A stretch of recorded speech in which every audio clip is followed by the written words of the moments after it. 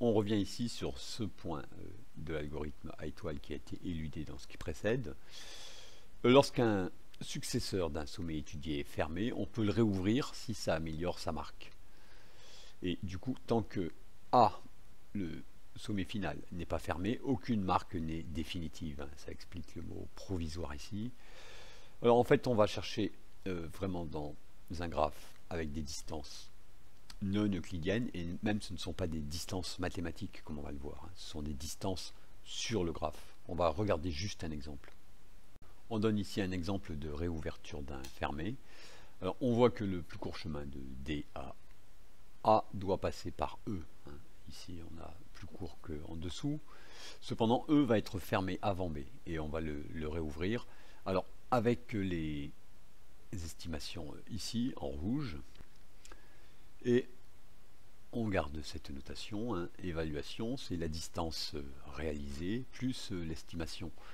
Alors surtout ne pas penser à des distances euclidiennes ici, parce que pour n'importe quelle distance, euclidienne ou Manhattan ou autre, par définition on a une inégalité triangulaire, et on voit qu'ici par exemple ce n'est pas vérifié pour A, B et E. Ici 100 plus 500, ce n'est pas plus grand que 700. Alors, cependant, il faut noter que ici, la distance n'est pas connue, elle n'aura pas d'importance. Quand même, elle est plus grande que 350. Ici, on a une distance estimée de 350. La distance réelle doit évidemment être plus grande. Alors ici, on part de D, on évalue, on calcule l'évaluation de C et celle de B. Alors, tout est lisible sur le dessin. Bien sûr, on ferme C et on étudie C. Alors, lorsqu'on ferme C, on ouvre E, on étudie. L'évaluation, c'est 210 plus 100 plus 500, 810, qui est plus petit que 900, le seul ouvert encore en lice ici. Donc, on ferme E et on l'étudie. Alors, étudier E, c'est ouvrir H. Voilà, alors évaluation de H, c'est la distance parcourue jusqu'à H, plus l'estimation ici, on trouve 910, qui est plus grand que l'évaluation de B. Donc ici, on ferme B. Et on va étudier B.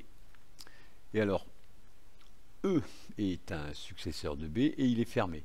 Mais on le réouvre parce qu'il va avoir une nouvelle évaluation qui sera 200 plus 100 plus 500, qui est plus petite que l'évaluation qu'on avait ici. Et ensuite, on referme E et on le réétudie. Bon, on améliore l'évaluation qu'on avait pour H, etc. Et on arrive finalement ici en A. Donc l'essentiel est ici. Lorsqu'on a fermé B et étudié donc B, on a dû réouvrir E.